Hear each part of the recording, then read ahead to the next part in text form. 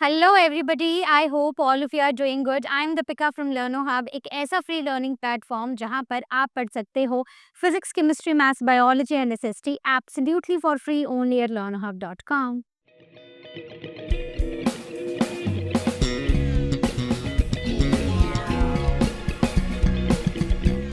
आज हम रिवाइज करने जा रहे हैं आईसीएसई क्लास 7 फिजिक्स का लास्ट चैप्टर है इलेक्ट्रिसिटी एंड मैग्नेटिज्म।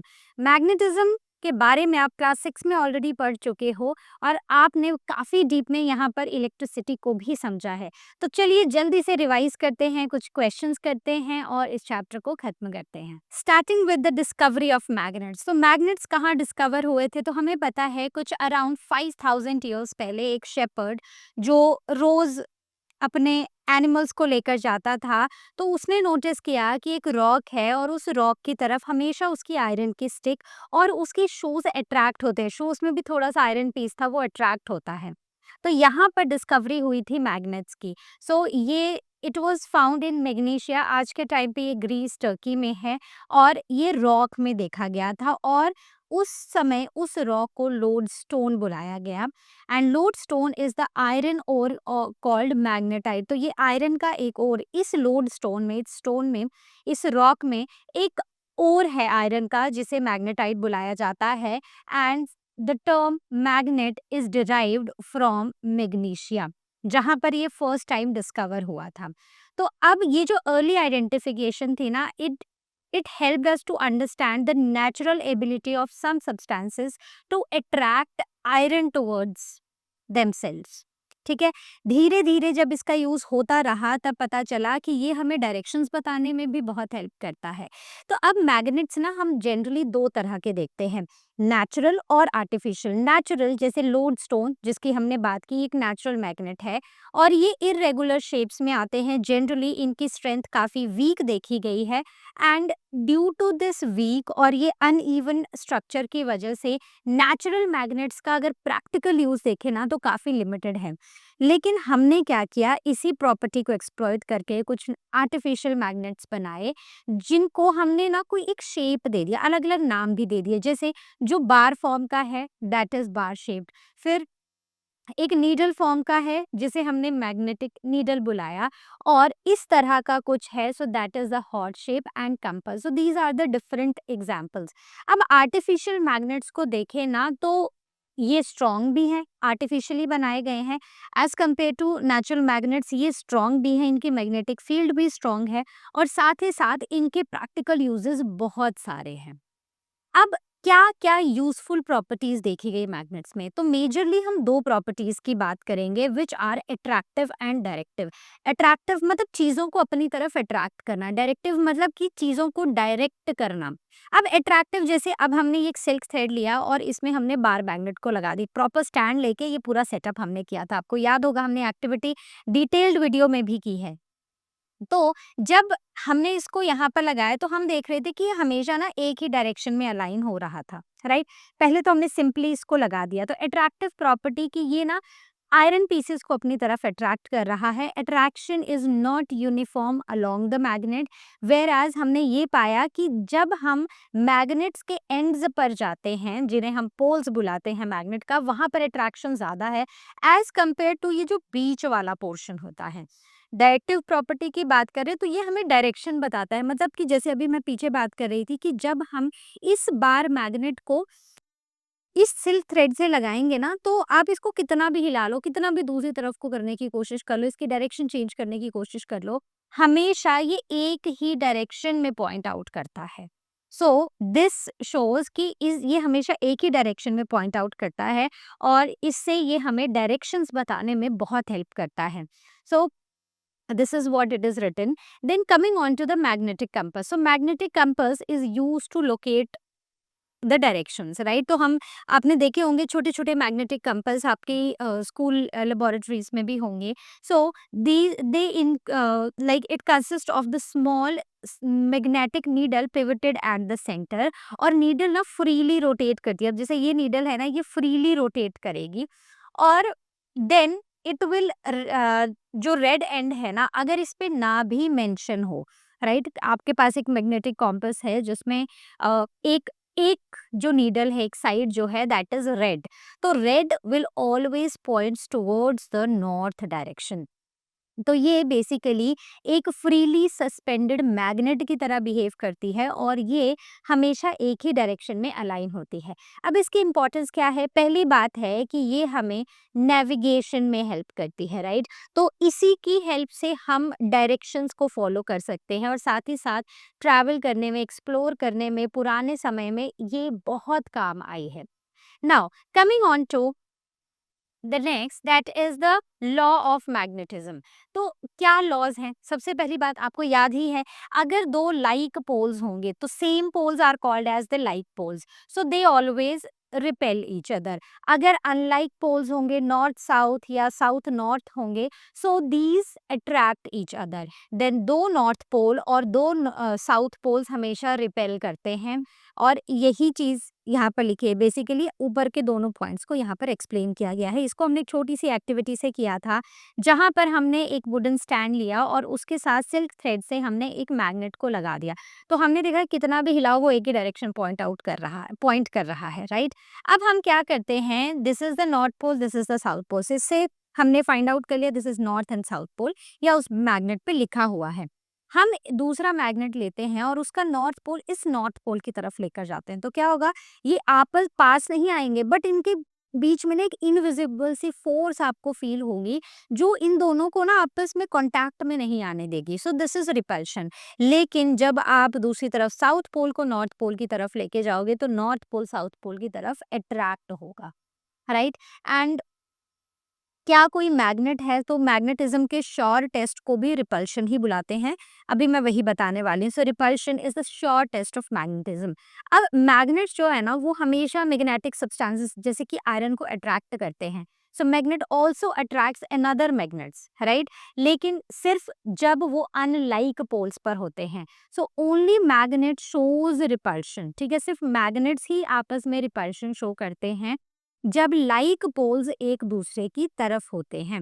तो अट्रैक्शन ओके, तो हो सकता है कि एक मैग्नेट हो और एक कोई मैग्नेटिक सब्सटेंस हो, लेकिन रिपल्शन हमें बताती है कि ये दोनों ही मैग्नेट्स हो सकते हैं। तो अगर आपके पास दो आर्टिकल्स दिए गए हैं और बोला गया है कि पता करो दोनों मैग्नेट हैं या एक मैग्नेट है और एक हमारा कोई मैग्नेटिक सब्सटेंस है, आप क्या करोगे? आप दोनों को ना एक दूसरे के पास लेके जाओगे। सो से पहले ये वाली साइड है, पहले इनको पास लेकर आए। मान लो ये अट्रैक्ट कर गए, तो हो सकता है कि ये मैग्नेट हो, ये मैग्नेटिक सब्सटेंस हो। अब इसको टर्न करके इस साइड को इधर लेकर आओगे। अब अगर यहाँ पर रिपल्शन होती है, क्योंकि ये दोनों तो अनलाइक पोल्स थे, ये तो क्लियर हो गया। लेकिन अगर ये एक मैग्नेट है तो ये इसका लाइक पोल होगा। तो अगर यहाँ पर रिपल्शन फील होती है तो it means both of them are the magnets. अब चलते हैं एक बड़े ही इंटरेस्टिंग इंपॉर्टेंट कॉन्सेप्ट पे, जिससे आपको क्वेश्चंस आएंगे ही आएंगे, एंड दैट इज इलेक्ट्रोमैग्नेट। तो जो इलेक्ट्रिसिटी की हेल्प से हम मैग्नेट्स बनाते हैं, एक बात जो आपने पढ़ी भी है लेकिन मैं फिर भी आपको बताऊंगी कि इलेक्ट्रोमैग्नेट्स जब बनते हैं तो वो हमेशा टेम्परेरी बनते हैं, यानी कि जब उनसे इलेक्ट्रिसिटी पास होती है सिर्फ और सिर्फ तब वो एज अ मैग्नेट बिहेव करते हैं। क्लियर है बात? तो कैसे बनते हैं हम डिस्कस करेंगे। तो 1819 में एक डैनिश फिजिस्ट थे, हैंस क्रिस्टियन ऑस्टर्ड, उन्होंने डिस्कवर किया कि एक करंट कैरिंग वायर है, वो उससे ना मैग्नेटिक फील्ड प्रोड्यूस हो रही है। तो इससे ही कॉन्सेप्ट आ गया इलेक्ट्रोमैग्नेट्स का। मैग्नेटिज्म है लेकिन कब है? जब इलेक्ट्रिसिटी उस कॉइल से फ्लो हो रही है। So it conducted the electricity and magnetism into a single phenomena. तो इसीलिए ये जो आप चैप्टर पढ़ रहे हो इलेक्ट्रिसिटी एंड मैग्नेटिज्म, इसी से ये पूरा कॉन्सेप्ट एक सिंगल फिनोमिना में इसे ये समा गया है। सो एप्लीकेशंस क्या हैं? अब जैसे जो हमारे घरों की बेल्स हैं, जो Motors, fans, mixers, air conditioners, telephones, transistors हम यूज़ करते हैं, all of them use electromagnets and these are used for lifting heavy iron loads. ठीक है, इसी प्रॉपर्टी को एक्सप्लॉइट किया जाता है यहाँ पर भी। तो इलेक्ट्रोमैग्नेट्स ना comparatively these are strong, and ये माना जाता है कि ये ना कंट्रोल्ड होते हैं। बेसिकली इनकी जो मैग्नेटिज्म होती है वो कंट्रोल्ड होती है। कैसे कंट्रोल्ड होती है? जब इनसे करंट फ्लो करता है, ठीक है? तो अब आप देखो, आगे हम पढ़ेंगे तो हम देखेंगे कि कैसे है, तो मैं आपको आगे ही बताती हूँ, ठीक है? आगे ही रिकॉल करते हैं इस कॉन्सेप्ट को।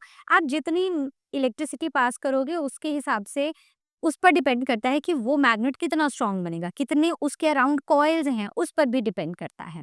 तो चलो देख लेते हैं सबसे पहले the principle of electromagnets. Electromagnets, so an insulated copper wire is wound around a cylindrical cardboard. तो ये हमने एक सिलिंड्रिकल कार्डबोर्ड लिया, इसके अराउंड हमने क्या की, कॉपर की वायर ली। Copper is a good conductor of electricity, remember chemistry. तो इसको हमने ऐसे कॉइल कर दिया। चलो एक केमिस्ट्री का ही यहाँ पर क्वेश्चन पूछ लेती हूँ और आपको कमेंट्स में आंसर करना है। Which is the best conductor of electricity? सबसे अच्छा कंडक्टर किसको माना जाता है, राइट? तो आंसर देना है और फिर चलो मैं कभी आपको इसको और एक्सप्लेन कर दूंगी, ठीक है? It can be a metal, it can be a non metal. मैंने आपको वैसे एक्सप्लेन किया है मेटल्स एंड नॉन मेटल्स में, तो आंसर देना मुझे कमेंट्स में। और अगर कोई डाउट लगता है तो आपको पता है आज क्वेश्चन सेक्शन में पूछना है या फिर लर्नो हब स्वयं क्लास को बुक कर लेना है। अब यहाँ पर अगर आप देखो तो हमने ये कॉइल कर दिया, इस कार्डबोर्ड को लिया और इसके अराउंड ऐसे ऐसे पूरी कॉपर वायर को ना ऐसे घुमा घुमा के टर्न टर्न कर दिया, राइट?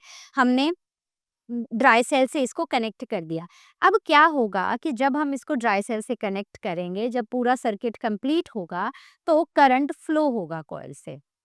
और कॉइल, ये जो हमारी कॉइल है ये मैग्नेट की तरह बिहेव करेगी। बस ऐसे ही मैग्नेट को हम इलेक्ट्रोमैग्नेट बुलाते हैं। मैं आपको सच बात बताऊं तो घर में ये एक्सपेरिमेंट करना भी इजी है, लेकिन बिना एडल्ट सुपरविजन के आप ऐसे एक्सपेरिमेंट्स घर में नहीं ट्राई कर सकते। सो मेक श्योर कि जब भी आप कोई ऐसा एक्सपेरिमेंट करो, आप छोटी से छोटी चीज़ कर रहे हो, प्लीज़ आस्क योर पेरेंट्स और योर एल्डर सिबलिंग्स, मतलब जो इनफ बड़े हों उनको बुलाकर उनकी प्रेजेंस में ही करो, ठीक है? अब आप 7th में और आप 8th वाले को बोलो चल आ जा यार करते हैं, सो नहीं, ओके?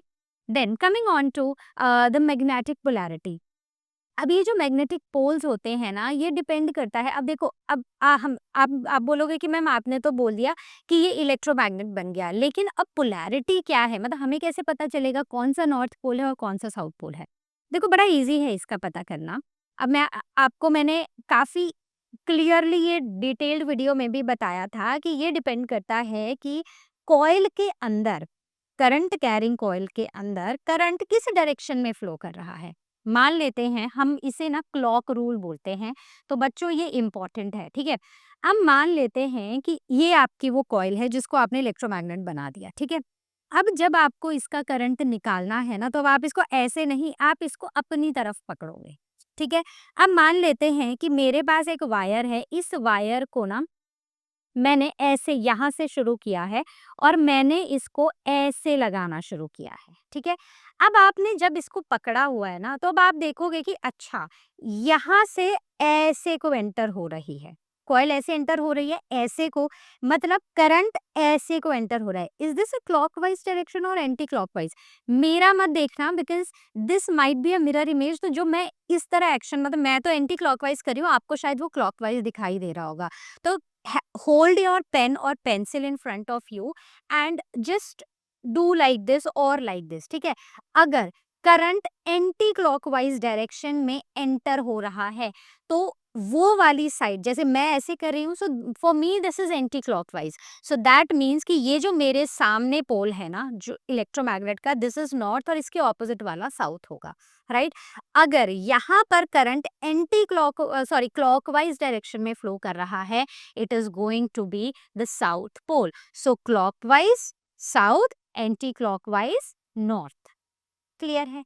नेक्स्ट, अब एक एक्टिविटी, अब मेरा एक्टिविटी कराने का पर्पस हमेशा ये रहता है, बिकॉज अगर मैं भी एक टीचर हो के आपके स्कूल का पेपर सेट करूँ ना, तो मैं हमेशा एक्टिविटी से क्वेश्चन पूछूंगी, बिकॉज एक्टिविटीज़ ना हमें काफ़ी डिटेल में हमारी बेसिक्स हमारे क्लियर करती हैं और हमारी बेसिक अंडरस्टैंडिंग टेस्ट करने में भी हेल्प करती हैं। तो जितनी भी एक्टिविटीज़ हैं बच्चों, ध्यान से पढ़ लेना।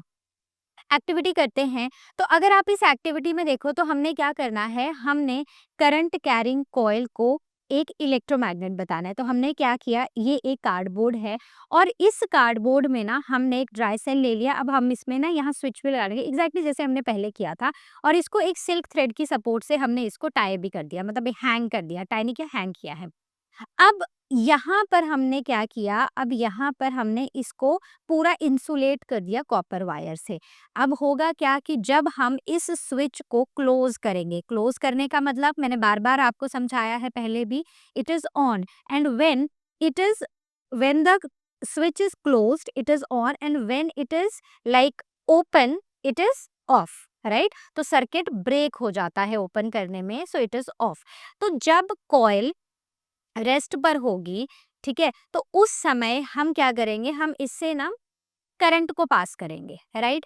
अब अगर जैसे मैंने आपको बताया, अगर करंट एंटी क्लॉकवाइज डायरेक्शन में पास हो रहा है, मतलब जिस तरफ आप फेस कर रहे हो, अगर यहाँ पर एंटी क्लॉकवाइज में जा रहा है, मतलब this is the north pole and the second one is the south pole. अब जैसे ही आप इसको क्या करोगे, आप इसको जैसे ही करंट हटाओगे, तो पहले तो ये होगा कि जब करंट पास होना शुरू होगा ना, तो ये पूरी की पूरी कॉइल खुद को नॉर्थ साउथ डायरेक्शन में अलाइन कर लेगी। जैसे ही यहाँ से करंट पास होना बंद होगा, ये वापस से एक ऑर्डिनरी कार्डबोर्ड बन जाएगा, सिलिंड्रिकल कार्डबोर्ड बन जाएगा and then it will rest in any direction. वो किसी भी डायरेक्शन में रेस्ट कर सकता है, क्योंकि इलेक्ट्रिसिटी उससे पास होना बंद हुई तो उसकी मैग्नेटिक प्रॉपर्टीज भी चली गई। तो अब वो नॉर्थ और साउथ डायरेक्शन में अलाइन नहीं होगा, ठीक है। सो दिस इज व्हाट कि जब भी एक करंट कैरिंग कॉइल है, जब हम उसको उससे करंट को पास करते हैं तो वो एक इलेक्ट्रोमैग्नेट की तरह बिहेव करता है। अब आते हैं कि how we can increase the magnetic field of electromagnet. बताया था ना, ये एक कंट्रोल्ड मैग्नेटिज्म वाले हमारे मैग्नेट्स होते हैं, क्योंकि हम मैग्नेटिज्म को कंट्रोल कर सकते हैं।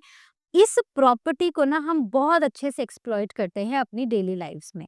अब स्ट्रेंथ को कैसे बढ़ाएंगे, हम क्या करेंगे, हम we will insert soft iron और steel rod inside the coil. तो ये कॉइल है, इसके अंदर एक सॉफ्ट आयरन या स्टील, मतलब कार्डबोर्ड के बदले ना आप कुछ और सॉफ्ट आयरन या स्टील का यूज कर लोगे, ये जो सॉलिड पीस है इसके लिए, और इसे बुलाया जाता है कोर। तो बेसिकली ये क्या है, this is core, right. Now increasing the number of turns of the coil, right. तो नंबर ऑफ टर्न्स जो है ना, उनको इंक्रीज कर दो। मतलब अगर आपने ना ये कॉइल ली है, ठीक है, आपने इसको इतना ऐसे किया है, राइट, सिर्फ इतना है। आप क्या करो, इसी इन्हीं सबको इकट्ठा इकट्ठा करके ना इसमें बढ़ा दो, नंबर ऑफ टर्न्स बढ़ा दो वायर के। तो इससे करंट ज्यादा, मतलब इससे जो मैग्नेटिक प्रॉपर्टीज है ना, वो इंक्रीज हो जाएंगी, मतलब उसकी जो मैग्नेटिक फील्ड है वो इंक्रीज हो जाएगी। Increase the strength of the current, current को भी बढ़ाने से उस कॉइल की मैग्नेटिक फील्ड बढ़ जाती है, ठीक है। तो 3 तरीके हैं, आप बीच में कार्डबोर्ड के बदले सॉफ्ट आयरन या स्टील का यूज करो, राइट। दूसरा, नंबर ऑफ टर्न्स कॉइल के बढ़ा दो, और तीसरा, आप करंट जो दे रहे हो उस करंट की स्ट्रेंथ को बढ़ा दो। क्लियर है, तीनों ही मेथड से मैग्नेटिक प्रॉपर्टीज या मैग्नेटिक फील्ड, मैग्नेटिक इफेक्ट बढ़ जाएगा, right. Now making an electromagnet, तो वैसे मैंने आपको बता ही दिया है, ये हमेशा टेम्परेरी मैग्नेट होते हैं। इसमें हम सॉफ्ट आयरन कोर का यूज कर सकते हैं, coil of insulated copper wire wound around the core, ठीक है, किसी भी चीज का हम अंदर यूज कर सकते हैं। मतलब ये जो कोर है ना, ये हम अलग अलग चीजों से बना सकते हैं। And then coil is connected to the direct source of current, cell या battery, and then to it becomes magnetic only जब इससे करंट फ्लो होगा। जैसे ही करंट फ्लो होना बंद होगा, इसकी मैग्नेटिक प्रॉपर्टीज खत्म हो जाएंगी। So magnet is produced due to electric current, right. तो ये जो मैग्नेटिज्म है, मैग्नेट नहीं, magnetism is produced due to the electric current. तो आई होप इतना आपको क्लियर है।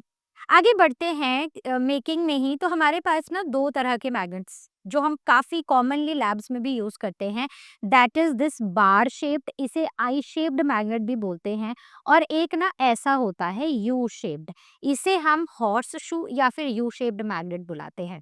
तो हॉर्स शू की बात, सॉरी, ये आई शेप्ड है, not horseshoe, but this is a bar और आई शेप्ड मैग्नेट, राइट। तो हम क्या करेंगे, अंदर एक कोर लेंगे, उसके अराउंड वायर लगा देंगे, और ये प्रॉपरली ये सब कुछ कनेक्ट कर देंगे। जब करंट पास होगा तो ये इलेक्ट्रोमैग्नेट की तरह बिहेव करेगा, और जब करंट पास नहीं होगा तो ये अपनी मैग्नेटिक प्रॉपर्टीज लूज कर देगा।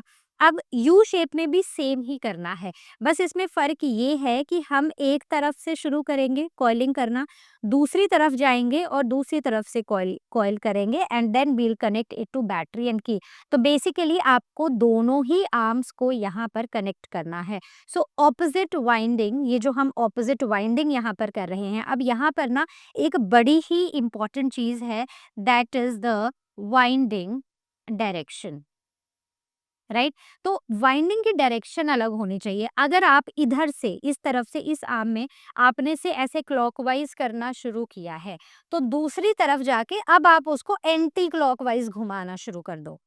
क्लियर है, पढ़ा है हमने। तो यहाँ पर अगर एक आर्म में कॉइल क्लॉकवाइज जा रही है, तो दूसरी में वो कॉइल एंटी क्लॉकवाइज उसके अराउंड सराउंड होनी चाहिए। तो ये जो ऑपोजिट वाइंडिंग है ना, ये इंश्योर करती है कि हमारे जो पोल्स हैं वो ऑपोजिट बनेंगे और वो स्ट्रॉन्ग बनेंगे फेसिंग ईच अदर। क्लियर हो गई बात। आगे बढ़ते हैं। नाउ स्क्रू का भी हम यूज कर सकते हैं, बट ये मैं बता रही हूँ ना, घर पे भी कर सकते हैं लेकिन अंडर एडल्ट सुपरविजन। तो यहाँ पर ना the role of insulation on the copper wire, तो इसमें हम ऐसे स्क्रू लेंगे कॉपर वायर और अपना एक सोर्स ऑफ करंट दे देंगे। So no two turns touch each other. याद रखना है कि अब जैसे मैं यहाँ कर रही थी तो मैं तो रफली कर रही थी, ठीक है, लेकिन जब आप इसको ऐसे कॉइल करोगे तो कॉइलिंग के टाइम पर ना एक कॉइल दूसरी से, मतलब एक टर्न दूसरे से टच नहीं होना चाहिए। शॉर्ट सर्किट हमें अवॉइड करना है और करंट प्रॉपरली फ्लो होना चाहिए कॉइल से। अब इलेक्ट्रोमैग्नेट्स इतना पढ़ लिया, प्रिंसिपल पढ़ लिया, उसके कैसे अलग-अलग बनाते हैं, क्या पोलैरिटी होती है, डायरेक्शन क्या होता है, तो हम यूज़ कहाँ कर रहे हैं? तो हम इसे यूज़ कर रहे हैं loading furnaces with iron, iron को लोड करने में। Remove the iron dust from the wounds, जो कई बार ना वूंड्स में आयरन डस्ट आ जाती है, तो उसको भी हटाने के लिए हम मैग्नेट का ही यूज़ करते हैं। मतलब मेडिकल पर्पसेस में भी इस प्रॉपर्टी को यूज़ किया जा रहा है, इलेक्ट्रोमैग्नेट्स का यूज़ हो रहा है। सेपरेटिंग द मैग्नेटिक सब्सटेंसेस जैसे कि iron and from other magnetic. तो ये जो बड़े-बड़े हीप्स होते हैं ना वेस्ट के, अब उसमें मैग्नेट भी है, मतलब आयरन की चीज़ें भी हैं, not actually magnet, but iron की चीज़ें भी हैं और बाकी सारा कूड़ा भी है। तो उससे सिर्फ आयरन को अलग करने के लिए हम इस प्रॉपर्टी को एक्सप्लॉइट करते हैं, हम इलेक्ट्रोमैग्नेट्स का यूज करते हैं। So lifting and transporting big pieces of iron scrap, girders and plates from one place to another, and electrical gadgets जैसे कि इलेक्ट्रिक बेल है, इलेक्ट्रिक ट्रैम, इलेक्ट्रिक मोटर और लाउड स्पीकर्स, इन सब का यूज करते हैं। अब आते हैं हम अपने घरों की घंटियों पे। तो घर की घंटी कब बजती है? जब स्विच को प्रेस करते हैं। तो ऐसा क्या होता है स्विच को प्रेस करने से कि घंटी बज जाती है और पूरा दिन वो इलेक्ट्रिक बेल रिंग नहीं होती रहती है? तो बेसिकली इलेक्ट्रिक बेल एक काफ़ी कॉमन एग्जाम्पल एप्लीकेशन देखा गया है इलेक्ट्रोमैग्नेट्स का, जहाँ पर इलेक्ट्रिकल एनर्जी को हम साउंड एनर्जी में कन्वर्ट कर रहे हैं। तो इसका कंस्ट्रक्शन क्या है कि हमने ना बीच में एक हॉर्स शू मैग्नेट लेना है, राइट? एक सॉफ्ट सा आयरन एमेच्योर लेना है, राइट? तो यहाँ पर ये है आर्मेचर, ये लेना है और उसके बाद ये एक मैग्नेटिक सॉरी मेटालिक स्ट्रिप भी लेनी है, स्ट्रिंगी स्ट्रिप, ठीक है, स्प्रिंगी वाली स्ट्रिप। तो यहाँ पर एक हैमर होगा, ये है वो हमारा हैमर और ये है एक बड़ा सा गोंग। तो होता क्या है कि जब ये हैमर इस गोंग को स्ट्राइक करता है ना, तभी बेल बजती है। सो मेटालिक स्प्रिंगी स्ट्रिप ये वाली है। इन सब का ना देखना बड़ा छोटा-छोटा सा रोल है, बट इन्हीं की वजह से हमारे घरों की घंटियाँ काम करती है। एडजस्टिंग स्क्रू ये वाला है, एडजस्टिंग स्क्रू, एक स्विच और बेल जिसको पुश करके घंटी बजे, और इन सबको चाहिए एक electric source, that is battery. अब यहाँ पर होता है ना, होता कुछ ऐसा है कि जब बेल को हम प्रेस नहीं करते हैं, जब स्विच ऑफ कंडीशन में होता है या फिर जब ये पूरी कॉइल ओपन होती है, उस टाइम पर कोई करंट नहीं फ्लो कर रहा, इलेक्ट्रोमैग्नेट एकदम इनएक्टिव होता है, उसमें कोई मैग्नेटिक प्रॉपर्टी नहीं होती और ये जो स्प्रिंगी स्ट्रिप होती है ना, ये इससे कांटेक्ट में रहती है, इस आर्मेचर से कांटेक्ट में रहती है और एडजस्टिंग स्क्रू के भी कांटेक्ट में, मतलब ये तीनों चीजें, एडजस्टिंग स्क्रू, ये मेटालिक स्ट्रिप और ये आर्मेचर, ये आपस में कांटेक्ट में रहते हैं और circuit is complete but inactive. Circuit complete है लेकिन इनएक्टिव है। अब होगा क्या कि जैसे ही हम बेल को प्रेस करेंगे, बेल को प्रेस करने से करंट फ्लो करना शुरू करेगा, इलेक्ट्रोमैग्नेट मैग्नेटाइज हो जाएगा और सॉफ्ट आयरन, ये जो हमने यहाँ पर ये आयरन पीस लिया है ना, ये अट्रैक्ट करेगा किसको? ये अट्रैक्ट करेगा हमारे इस सॉफ्ट आयरन सॉरी इस आर्मेचर को, ठीक है। तो इलेक्ट्रोमैग्नेट इसको अट्रैक्ट करेगा, तो होगा क्या कि जब इलेक्ट्रोमैग्नेट, ये इलेक्ट्रोमैग्नेट है, जब ये इसको अपनी तरफ अट्रैक्ट करेगा, इसमें मैग्नेटिक प्रॉपर्टीज आएंगी और ये इसकी तरफ को अट्रैक्ट होगा। इसकी तरफ को अट्रैक्ट होने से यहाँ से ये जो पूरा का पूरा सिस्टम है ये भी इस तरफ को अट्रैक्ट होगा और अब ये हैमर इस गोंग को स्ट्राइक करेगा। So hammer will move, it will strike the gong और इससे साउंड प्रोड्यूस होगी। तो हमने इलेक्ट्रिसिटी पास की, मैग्नेटिक प्रॉपर्टी आई और जो हमारा ये पूरा आर्मेचर था ये मैग्नेट की तरफ मूव हुआ और ऊपर से गोंग ने जाके हैमर ने जाके गोंग को स्ट्राइक कर दिया। अब ब्रेकिंग द सर्किट, अब क्या होगा कि ये जो आर्मेचर है जब ये मूव करेगा तो हमारी स्प्रिंगी स्ट्रिप जो है it will lose its contact with this screw, ठीक है। तो अब क्या होगा कि यहाँ पर देखो एक बार घंटी बज गई है ना, अब क्या होगा, अब ये वाला जो कांटेक्ट है यहाँ पर ये टूट जाएगा। इसके टूटने से क्या होगा, इसके टूटने से ये जो पूरा सर्किट था यहाँ पर कंप्लीट है, स्विच में भी कंप्लीट है, लेकिन यहाँ पर सर्किट ब्रेक हो गया। सर्किट ब्रेक हो गया तो इलेक्ट्रिक करंट तो नहीं मूव करेगा, so current will stop flowing. फिर से ये जो इलेक्ट्रोमैग्नेट है ये अपनी मैग्नेटिज्म लूज कर देगा। क्लियर हो गया? तो अब घंटी ऐसे बजती ही नहीं रहेगी। जैसे ही यहाँ से इलेक्ट्रिसिटी फ्लो हुई, यहाँ पहुंची, इसमें इलेक्ट्रोमैग्नेटिक प्रॉपर्टीज आई, इसने इसको टेम्परेरीली मतलब झटके से अपनी तरफ खरीदा, खींचा, गोंग और हैमर एक दूसरे से स्ट्राइक हुए और फाइनली ये कनेक्शन ब्रेक हो गया। कनेक्शन ब्रेक होने से करंट फ्लो होना बंद हो गया और इलेक्ट्रोमैग्नेट की मैग्नेटिक प्रॉपर्टीज खत्म हो गई। अब जब ये वापस अपनी पोजीशन में आएगा, सो दिस विल, ये जो पूरा आर्मेचर और इसके साथ ही मेटेलिक स्प्रिंगी स्ट्रिप है ये वापस से स्क्रू के कांटेक्ट में आ जाएंगी जब मैग्नेटिक प्रॉपर्टीज इलेक्ट्रोमैग्नेट की खत्म हो जाएंगी।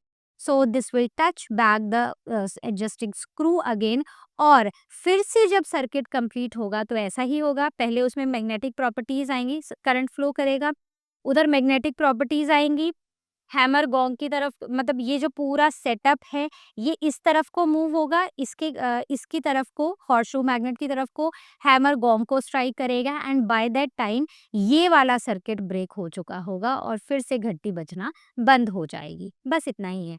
कॉन्टिन्यूस रिंगिंग जो होती है ना बेल की, it is all about the make and break of the circuit repeatedly.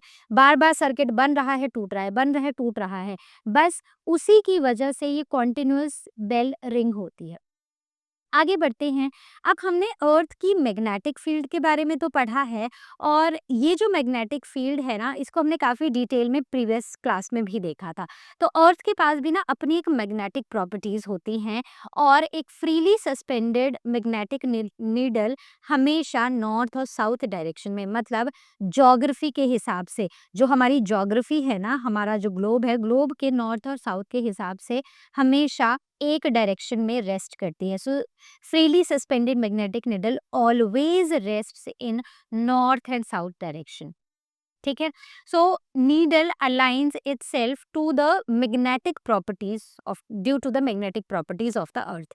अब ये जो मैग्नेटिक पोल है, अब अर्थ का जो मैग्नेटिक साउथ पोल है it lies near the geographic north. अब देखो मैं इसको ऐसे समझाती हूँ, ये अर्थ है, हमें पता है कि हम ऊपर वाले को नॉर्थ और नीचे वाले को साउथ लिखते हैं, तो ये अर्थ भी एक मैग्नेट की तरह बिहेव करती है। मान लेते हैं कि ये साउथ है अर्थ का और ये नॉर्थ है, मतलब अर्थ के मैग्नेटिक पोल के हिसाब से अर्थ एक मैग्नेट है तो उसके हिसाब से ये साउथ है, ये नॉर्थ है, लेकिन ज्योग्राफिकली ये हमारा नॉर्थ और ये हमारा साउथ है। तो जो अर्थ का मैग्नेटिक साउथ पोल है वो ज्योग्राफिक नॉर्थ पोल की तरफ होता है। तो जब भी हम इसको बनाते हैं तो अगर मैं इसको मैग्नेट को ऐसे बनाऊंगी साउथ नॉर्थ, तो ये ना ऑलमोस्ट ऐसे आएगा कि यहाँ पर नॉर्थ और यहाँ पर साउथ, ज्योग्राफिक नॉर्थ यहाँ पर, this is geographic north and this is geographic south, right. तो जो the north pole of the compass needle always points towards the geographic north. तो जो हमारी कंपास की नीडल होती है वो हमेशा ही इस ज्योग्राफिक नॉर्थ की तरफ को ही पॉइंट करती है। अर्थ के मैग्नेटिक पोल के हिसाब से नहीं, अर्थ की ज्योग्राफी के हिसाब से वो नॉर्थ की तरफ को पॉइंट आउट करती है। Okay, so needle not exactly along the true north. अब जब ये नीडल होती है ना, ये हमेशा एग्जैक्टली नॉर्थ की तरफ को पॉइंट नहीं करती है, एक एंगुलर डिफरेंस देखा जाता है। मतलब ये ज्योग्राफी का नॉर्थ है और नीडल ना हमारी मैग्नेटिक नॉर्थ की तरफ को पॉइंट करेगी, ठीक है। ये इस नीडल का मैग्नेटिक नॉर्थ है, क्योंकि लाइक पोल्स हैं तो थोड़ा रिपल्शन इनमें देखी जाती है। तो इनके बीच का जो ये एंगल होता है ज्योग्राफिक नॉर्थ और मैग्नेटिक नॉर्थ का, इसे मैग्नेटिक डिक्लिनेशन कहते हैं, जिसे हम थीटा से रिप्रेजेंट करते हैं। क्लियर हो गया। अब ये जो डायरेक्शन है डिक्लिनेशन की, डिक्लिनेशन इज पॉजिटिव जब magnetic north lies east of the true north and declination is negative अगर magnetic north lies west of the true north. अगर ट्रू नॉर्थ के वेस्ट में होगी तो वो नेगेटिव होगी डेक्लिनेशन, अगर वो राइट में हो, सॉरी, अगर वो ईस्ट की तरफ को होगी तो वो पॉजिटिव होगी। तो अपने हिसाब से ईस्ट वेस्ट करके देखना, right. Okay, so the variations in declination, so variation, so it basically varies from place to place. और ये जो डेक्लिनेशन है ना, ये with time at a given place ये चेंज भी होती रहती है, क्योंकि अर्थ की मैग्नेटिक फील्ड यूनिफॉर्म नहीं है। अब चलते हैं the uses of electricity and it's sources. अब इलेक्ट्रिसिटी हम कहाँ यूज़ नहीं करते, मतलब मेरा लैपटॉप अभी चार्जिंग पर लगा है आपको पढ़ाते टाइम, तो यहाँ पर भी क्या हो रहा है, यहाँ पर भी इलेक्ट्रिसिटी की हेल्प से ये चार्ज हो रहा है। तभी मैं आप मुझे देख पा रहे हो, आपका फ़ोन भी चार्ज हो रहा है तभी, या लैपटॉप चार्ज हो रहा है तभी आप मुझे देख पा रहे हो। तो पंखों में, हमारे घर के अप्लायंसेस में, स्कूल, ऑफिसेज़, हर जगह पर इलेक्ट्रिसिटी का यूज़ होता है। और ये जो इलेक्ट्रिकल अप्लायंसेस होते हैं, जैसे कि हमारा फ्रिज है, हमारी टॉर्च है, हमारे आयरन है, लैंप्स हैं, फैन्स हैं, ये सारे इनके एग्जांपल्स हैं। अब अलग-अलग सोर्सेज़ की बात करें तो electrical cell and battery are one of the source, mains, generator and solar cells. तो इनके बारे में थोड़ा-थोड़ा डिस्कस करेंगे। Starting with the electric cell, तो सबसे कॉमन जो हम सोर्स ऑफ इलेक्ट्रिसिटी लेते हैं दैट इज़ इलेक्ट्रिक सेल। तो आपने देखा होगा कि हम काफ़ी फ्रीक्वेंटली इनको यूज़ करते हैं। तो ये केमिकल एनर्जी को इलेक्ट्रिकल एनर्जी में कन्वर्ट करते हैं। इन्हें हम सिंपल सेल भी बुलाते हैं। ये बने होते हैं एक ग्लास वेसल के, और इनके अंदर ना यहाँ पर एक रॉड होती है।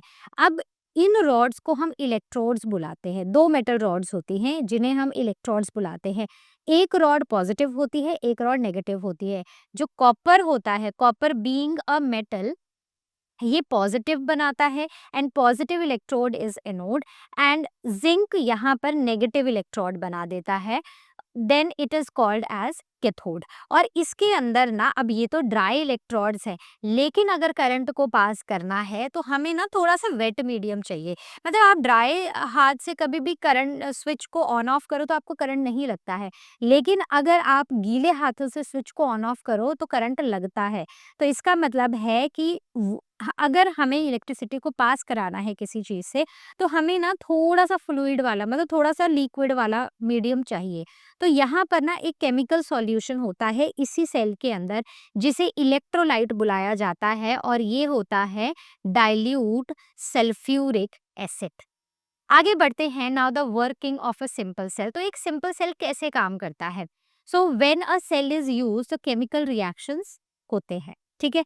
तो जब भी हम सेल का यूज करेंगे तो यहाँ पर अंदर ना कुछ तो केमिकल लोचा होता रहेगा, and the chemical energy changes into the electrical energy. So chemical energy changes into electrical energy. तो अंदर बहुत सारे केमिकल्स हैं, अंदर कॉपर है, अंदर जिंक है, अंदर डाइल्यूट सल्फ्यूरिक एसिड है। इनके बीच में आपस में रिएक्शंस होंगे और केमिकल एनर्जी इलेक्ट्रिकल एनर्जी में कन्वर्ट हो जाएगी। Cell then acts as a source of electricity. आगे बढ़ते हैं now talking about the dry cell which we most commonly use. घरों के रिमोट में, अपने टॉयज में हम इनको यूज करते हैं और इनको हम रिचार्ज नहीं कर सकते हैं। तो बेसिकली होता क्या है कि ड्राई सेल ना कैसा बना होता है। So this is important from exam point of view. Dry cell का एक कंटेनर होता है जो जिंक का बना होता है, और जैसे हमने पहले बात की कि zinc is negative, it is taken as a negative electrode, और negative electrode is called as a cathode. और अंदर एक ये जो बीच में है ना, ये कार्बन रॉड होती है which is taken as positive anode, right. और जिंक कंटेनर बाहर is negative, that is cathode. Clear हो गया। आगे बढ़ो now talking about the construction. तो हमने और क्या किया है कंस्ट्रक्शन में। तो हम इसके अंदर ना एक इलेक्ट्रोलाइट का पेस्ट डालते हैं। जैसे हमने पढ़ा था ना कि एक सिंपल इलेक्ट्रिक सेल में हमने डाइल्यूट सल्फ्यूरिक एसिड डाला था, यहाँ पर डाइल्यूट सल्फ्यूरिक एसिड नहीं डाल रहे हैं। यहाँ पर हम पेस्ट डालते हैं ammonium chloride, plaster of Paris और फ्लार। मतलब बेसिकली ये 3 चीज़ें ली जाती है, थोड़ी बहुत और चीज़ें मिलाई जाती हैं। Now a mixture of magnesium dioxide and charcoal is packed in a muslin bag and outer covering is insulated with the cardboard और द प्लास्टिक, ताकि बाहर करंट ना लगे। Now the brass cap is fixed on the top and since it is connected to this positive terminal that is the carbon, तो इसे हम क्या लेते हैं, इसे हम एनोड लेते हैं। So the top cap is positive and this zinc container is negative, right. Recall कर लेना इन सारे पॉइंट्स को। नाउ होता क्या है कि जब ये सर्किट में आता है, जब कनेक्ट करता है, तो अंदर केमिकल रिएक्शंस होना शुरू होते हैं, करंट फ्लो करता है एनोड से कैथोड की तरफ थ्रू द सर्किट। और इलेक्ट्रिकल डिवाइसेस जैसे कि अगर आपकी टॉर्च है, अगर टॉर्च में जो बल्ब है, आपके टॉयज हैं, वो सब काम करना शुरू कर देते हैं। बस इतना सा ही है, मेन आपको कंस्ट्रक्शन का पता होना चाहिए, बाकी वर्किंग तो इजी है। Then coming on to the dry cell. Dry cell कैसे होते हैं, उनके एडवांटेजेस कैसे होते हैं। So these are lightweight, छोटे छोटे साइज के होते हैं, इजीली कैरी कर सकते हैं, इनकी लीकेज की कोई टेंशन नहीं होती। और सिंपल इलेक्ट्रिकल डिवाइसेस के लिए ये काफ़ी सूटेबल होते हैं, टॉयज़ के लिए काफ़ी सूटेबल होते हैं। लेकिन क्या आपको पता है कि ड्राई सेल, जिनका हमने नाम ड्राई सेल दिया है, वो एक्चुअल में ड्राई नहीं होते? जी हाँ। तो इनके अंदर जैसे हमने देखा था, हमने इलेक्ट्रोलाइट का एक पेस्ट डाला था। तो पेस्ट हमेशा मॉइस्ट ही रहता है, मॉइस्चर रहेगा तभी तो इलेक्ट्रिसिटी फ्लो करेगी। So moisture helps the movement of ions inside the cell and if the chemicals are exhausted, cell will stop working और उसे हम एक डेड सेल बुलाते हैं। Now, what is the difference between a simple cell and a dry cell? तो simple cell is a liquid electrolyte. एक liquid electrolytes की help से आप एक सिंपल सेल बना सकते हो। इसमें आपको इलेक्ट्रोलाइट का पेस्ट चाहिए होता है। यहाँ पर ग्लास वेसल का यूज होता है, यहाँ पर जिंक कंटेनर का यूज होता है। सिंपल सेल पोर्टेबल नहीं होता है, ये लिक्विड इलेक्ट्रोलाइट है। वही ड्राई सेल पोर्टेबल होते हैं। लीकेज इनमें पॉसिबल है भाई, बिल्कुल पॉसिबल है। इनमें लीकेज के चांसेस काफ़ी रेयर देखे गए हैं। ये एक्सपेरिमेंट्स के लिए जब हमें सेल की ज़रूरत होती है, तो हम ऐसे एक सिंपल सेल बना लेते हैं और इनको हम अपने डेली डिवाइसेस में यूज़ करते हैं। आगे बढ़ते हैं। Now the second source of electricity that is battery.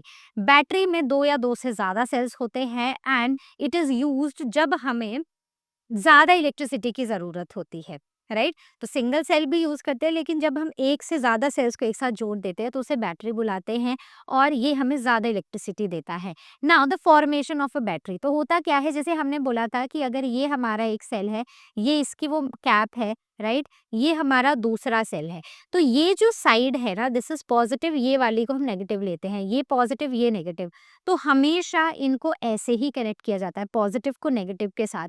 अगर मान लो आपके पास एक सेल है, ये 2 सेल ले लेते हैं ना, 1 नहीं 2, ये भी पॉजिटिव, ये भी पॉजिटिव, ये दोनों तो नेगेटिव है। अगर आप इन दोनों को आपस में जॉइन करोगे तो सर्किट कंप्लीट नहीं होगा और इलेक्ट्रिक इलेक्ट्रॉन्स मतलब आयंस, जो इलेक्ट्रिसिटी का इलेक्ट्रिसिटी की मूवमेंट है वो प्रॉपर्ली नहीं होगी, जिसकी वजह से इलेक्ट्रिसिटी प्रोड्यूस नहीं होगी, इलेक्ट्रिक करंट नहीं पास होगा और हमारे डिवाइसेस काम नहीं करेंगे।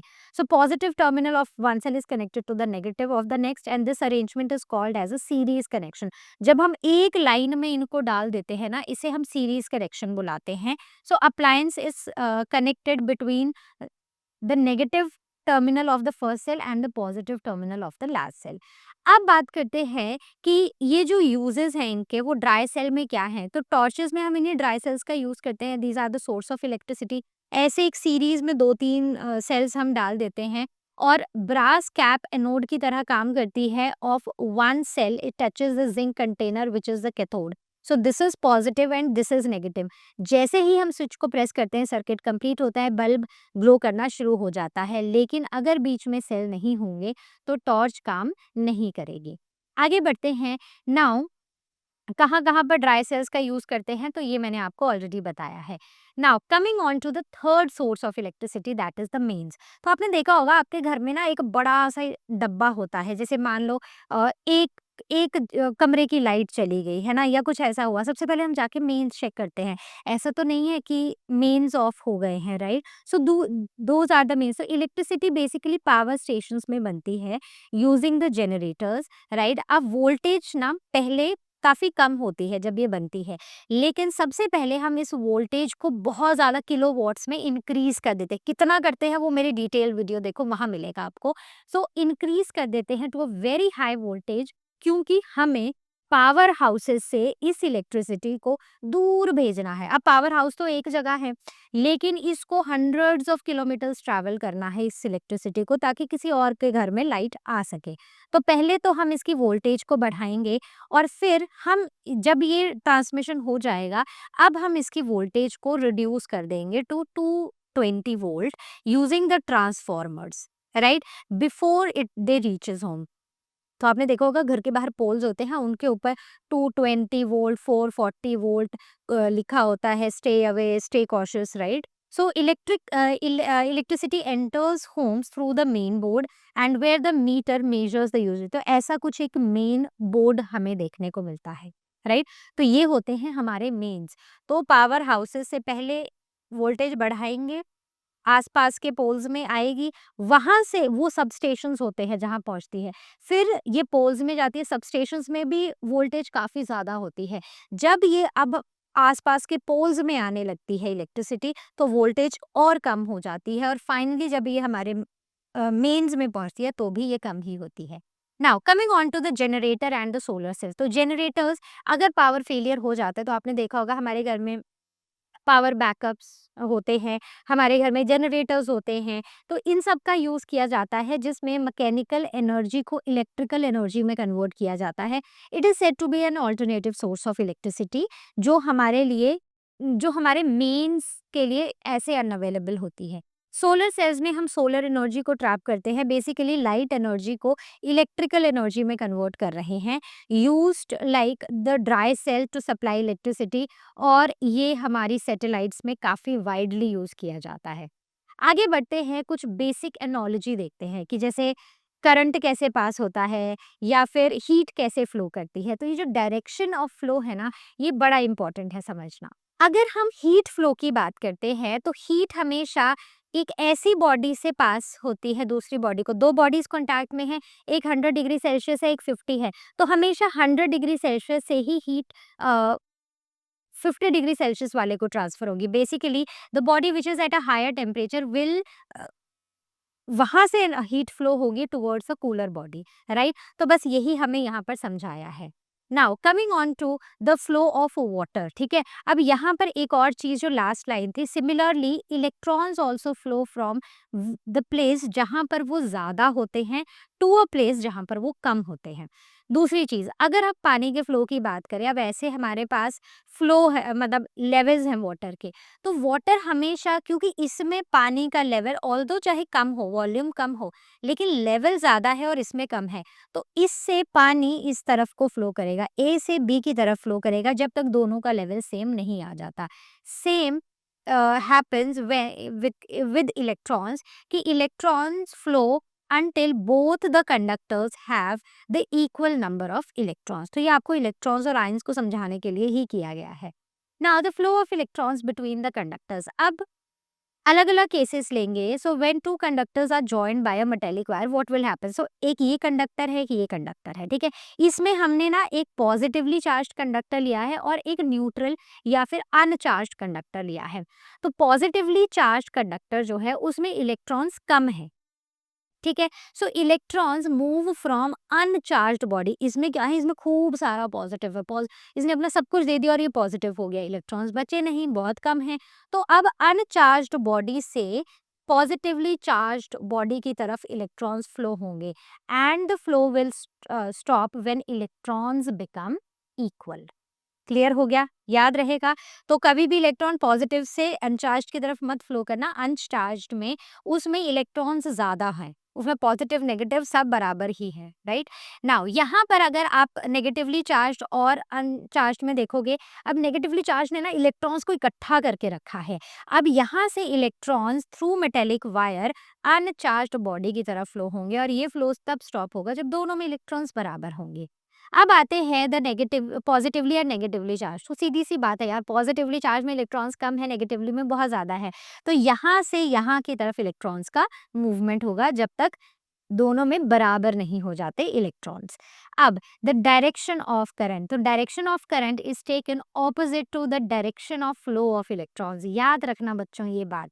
तो अब मान लो कि इलेक्ट्रॉन का फ्लो बी से ए की तरफ हो रहा है, तो इलेक्ट्रिसिटी हमेशा ए से बी को फ्लो करेगी। ये इलेक्ट्रॉन्स हैं और ये इलेक्ट्रिसिटी है। क्लियर हो गया। तो यहाँ पर जो इलेक्ट्रॉन फ्लो है वो हमेशा नेगेटिव से पॉजिटिव को होगा and the conventional current flows from positive to negative. तो ये काफ़ी इंपॉर्टेंट है, इससे आपके टीचर क्वेश्चंस पूछ सकते हैं, राइट। तो इलेक्ट्रॉन्स हमेशा नेगेटिव से पॉजिटिव की तरफ जाते हैं और जो कन्वेंशनल करंट होता है वो हमेशा पॉजिटिव से नेगेटिव की तरफ ही जाता है। So remember. Next, the flow of electricity in a circuit में इलेक्ट्रिक करंट, इलेक्ट्रिक सर्किट क्या होता है। तो हम देखते हैं ना कि हम एक पूरा पाथ बनाते हैं जिसमें इलेक्ट्रिसिटी फ्लो करती है, बस एग्जैक्टली उसी को हम सर्किट बुलाते हैं। अब क्या कंडीशंस चाहिए, तो इलेक्ट्रिसिटी फ्लोज ओनली अगर सर्किट कंप्लीट होगा, क्लोज्ड होगा। अगर सर्किट ब्रोकन है, इनकम्प्लीट है, तो इलेक्ट्रिसिटी फ्लो नहीं करेगी। अगर कंप्लीट और इनकम्प्लीट सर्किट की बात करें, तो अगर एक सर्किट कंप्लीट होगा, अगर मैं एक ऐसे सर्किट बना देती हूँ, यहाँ पर मैंने बैटरी लगा दी है, यहाँ पर मैंने स्विच लगा दिया है और ये यहाँ पर एक बल्ब लगा दिया है, तो ये बल्ब ग्लो करेगा। ठीक है, तो ये बल्ब ना ग्लो करेगा क्योंकि सर्किट कंप्लीट है, सर्किट क्लोज्ड है। लेकिन मान लो अब मैंने सब कुछ किया है, यहाँ पर बैटरी भी लगाई है, लेकिन अब ये स्विच ना क्लोज्ड नहीं है, तो यहाँ पर बल्ब ग्लो नहीं करेगा। बस इतना सा ही है। अगर सर्किट कंप्लीट होगा तो ही इलेक्ट्रिसिटी फ्लो करती है। अब now there are some activities to demonstrate that electricity only flows through the complete circuit। तो exactly जो मैंने आपको पीछे बताया बस वही। अब यहाँ पर देखो, यहाँ पर पूरा सर्किट फ्लो है, बैटरी ये है, इलेक्ट्रिक वायर्स हैं, पूरी कंप्लीट हैं, तो बल्ब ग्लो कर रहा है। यहाँ पर ये सर्किट बीच में ब्रेक हो गया तो इलेक्ट्रिसिटी फ्लो नहीं करेगी। Next, the conductors and insulators. तो कंडक्टर्स क्या होते हैं, मतलब वो सब्सटेंसेस जो खुद से इलेक्ट्रिसिटी को पास होने देते हैं, जैसे कि कॉपर, एल्यूमिनियम, सिल्वर, आयरन। जैसे कि हमारी बॉडी, जैसे कि इम्प्योर वाटर। इम्प्योर वाटर मतलब वो पानी जिसमें बड़ी सारी इम्प्योरिटीज हैं, जिसमें बड़े सारे डिजॉल्व्ड सॉल्यूट्स हैं। नेक्स्ट, इंसुलेटर्स वो होते हैं जो खुद से इलेक्ट्रिसिटी को पास नहीं होने देते, जैसे कि cotton, plastic, rubber and would. और ये इसका एक और भी बहुत अच्छा एग्जाम्पल है डिस्टिल्ड वाटर। क्यों? क्योंकि डिस्टिल्ड वाटर एक प्योर फॉर्म ऑफ वाटर लिया जाता है जिसमें there are no solutes, no dissolved solutes. Clear है। आगे बढ़ते हैं, the symbols and functions of various components of an electric circuit. तो electric circuit is formed by the source of electricity connected to the various electrical components. तो इसमें source of electricity होना चाहिए, इसमें एक स्विच होना चाहिए जिसे हम की भी बुलाते हैं, बल्ब और कनेक्टिंग वायर्स होने चाहिए। So starting with the source of electricity, तो वो एक सेल भी हो सकता है, वो ग्रुप ऑफ सेल्स भी हो सकते हैं। तो एक एक सेल को हम ऐसे रिप्रेजेंट करते हैं, ये जो लंबी वाली लाइन होती है ना, this is the positive terminal और छोटी वाली line is the negative terminal. तो ऐसे भी या फिर ऐसे हम इसे शो कर सकते हैं, दोनों टर्मिनल्स का आपको पता होना चाहिए। देन बैटरी में हम ऐसे सेल्स को ना एक सीरीज में अरेंज कर देते हैं, राइट। तो छोटी वाली डंडी नेगेटिव और बड़ी वाली is positive, right. Parallel combination में कुछ इस तरह अरेंज होते हैं, ऊपर नीचे, ठीक है, एक एक के ऊपर एक के नीचे होते हैं।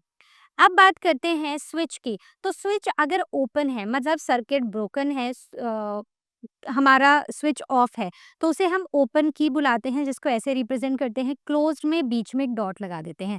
ओपन स्विच को दिखाने का तरीका एक ये भी है और क्लोज्ड को दिखाने के लिए हम इस लाइन को जोड़ देते हैं। ठीक है। नेक्स्ट, बल्ब एंड रेजिस्टर्स, तो बल्ब एंड रेजिस्टर्स, तो बल्ब को ऐसे दिखाते हैं और रेजिस्टर्स को ऐसे दिखाते हैं जिगजैग लाइन से। Coming on to connecting wires, तो ये जो हम ऐसे लाइंस का यूज करते हैं ना, these are basically the connecting wires. Coming on to the direction of the conventional current, तो मैंने आपको बताया था पहले भी, तो circuit containing a cell, bulb and a switch, और ये हमारा पूरा सर्किट डायग्राम है, तो ये हमने पूरा ऐसे लगा दिया। तो यहाँ पर क्या है कि हमारा स्विच ऑफ है, ये पूरा का पूरा हमारा बिल्कुल सही काम कर रहा है, तो यहाँ पर हमारा बल्ब ग्रो हो रहा है, तो ग्लो हो रहा है, तो यहाँ पर करंट मूव कर रहा है, राइट। सो पॉजिटिव से नेगेटिव की तरफ को मूव कर रहा है, और इस केस में भी सेम ही दिखाया गया है, करेक्ट। आगे बढ़ते हैं। Now the series in parallel, तो जब हम ना एक लाइन में सबको जोड़ देते हैं ना, सो that is a series circuit, और जब हम इनको ऊपर नीचे मतलब लेयर्स में लगा देते हैं, that is a parallel circuit. तो इनको जनरली ना रेजिस्टर्स को दिखाने के लिए किया जाता है, जैसे ये रेजिस्टर रेजिस्टर रेजिस्टर है, जब एक लाइन में इनको जोड़ दोगे दिस इज सीरीज सर्किट, जब इनको ऊपर नीचे जोड़ोगे तो it is a parallel circuit और अ पैरेलल कॉम्बिनेशन। इसको ज़्यादा डिटेल में आप फिजिक्स में ना हायर क्लासेस में पढ़ोगे, मतलब 9th-10th में जाके। Coming on to one activity. Now अब मान लो कि एक सर्किट कंप्लीट है और दोनों बल्ब ग्लो कर रहे हैं, कैसे होगा? तो ये दो बल्ब हैं, स्विच ऑफ है, सर्किट एकदम कंप्लीट है, तो हमारे दोनों बल्ब ग्लो करेंगे, राइट। अब मान लो कि बीच में ना हमारा सर्किट इनकम्प्लीट रह जाता है, तो हमारा बल्ब ग्लो नहीं करेगा। नेक्स्ट, अब यहाँ पर क्या है कि यहाँ पर ना हमने दो बल्ब लिए, पहले तो हमने एक बल्ब लिया था, यहाँ पर हमने दो बल्ब लिए हैं, राइट। तो यहाँ पर क्या किया था, हमने एक बल्ब ही सर्किट से हटा दिया, तो उसकी वजह से ये पूरा सर्किट कंप्लीट ही नहीं हो पाया। लेकिन इस केस में अब क्या हुआ कि हमने बल्ब्स को सीरीज में लगाया है, एक के बाद एक लगाया है। हुआ क्या कि एक बल्ब हमारा फ्यूज हो गया या उसका फिलामेंट टूट गया, तो यहाँ पर सर्किट ब्रेक हो गया, जिसकी वजह से हमारा दूसरा बल्ब भी ग्लो नहीं करेगा, करेक्ट। अब अगर यहाँ पर मान लो कि हमने दो बल्ब लगाए हैं पैरेलल में, पूरा सर्किट कंप्लीट है, दोनों जल रहे हैं, सब सही चल रहा है। मान लो ऐसा होता है कि मैं स्विच 1 को ऑन ही रखती हूँ लेकिन स्विच 2 को ऑफ कर देती हूँ, तो मेरा सिर्फ बल्ब बी ग्लो करना बंद करेगा, उसका इफेक्ट मेरे बल्ब ए पे नहीं होगा। क्लियर है बात? अब यहाँ पर सिमिलरली अब मैं स्विच 1 को बंद कर देती हूँ, स्विच 2 ऑन रहता है, तो मेरा बी बल्ब जलेगा लेकिन ए बल्ब नहीं जलेगा। तो एक के बंद होने से या एक चीज़ के खराब होने से दूसरे पर अफेक्ट नहीं पड़ता है पैरेलल कॉम्बिनेशन में। इसीलिए हम पैरेलल कॉम्बिनेशन का, पैरेलल सर्किट्स का अपने घरों में यूज़ करते हैं, आगे मैं बताऊँगी। बात करते हैं द डिफरेंस। तो यहाँ पे सिंगल करंट पाथ होता है, मतलब करंट ऐसे ही फ्लो करेगा, लेकिन पैरेलल के केस में ना ऐसे तो ऐसे फ्लो करेगा। तो यहाँ पर अगर हमने बैटरी लगाई है तो वो ऐसे भी फ्लो करेगा, वो ऐसे भी फ्लो करेगा। तो मान लो ये सर्किट टूट गया तो ऊपर वाले में कोई फर्क नहीं है, ऊपर वाला टूट गया तो नीचे में कोई फर्क नहीं है। तो appliances depend on each other. अगर मान लो घर के सारे अप्लायंसेस एक सर्किट में जोड़ दो, फ्रिज, टीवी, वॉशिंग मशीन सब कुछ, तो मतलब फ्रिज ऑन किया तो टीवी, वॉशिंग मशीन खुद ऑन हो जाएँगे।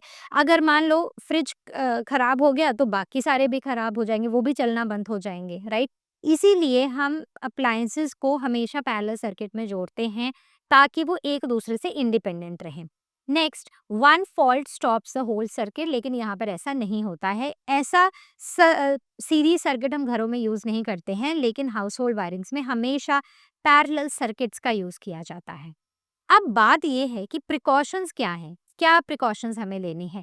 तो देखो, एक तो जितने भी कंपोनेंट्स हैं सर्किट के वो प्रॉपर्ली कनेक्ट होने चाहिए ताकि इलेक्ट्रिसिटी फ्लो करे। कनेक्टिंग वायर्स टाइटली पैक्ड होने चाहिए और ना एक दूसरे के कॉन्टैक्ट में वायर नहीं आनी चाहिए, उससे शॉर्ट सर्किट का खतरा होता है। Do not touch any switch और component with the wet hand, जैसे कि नहा के आए या हाथ धो के आए, फटाफट से स्विच उन्हीं गीले हाथों से बंद कर दिया, नहीं, इतनी जल्दी नहीं है।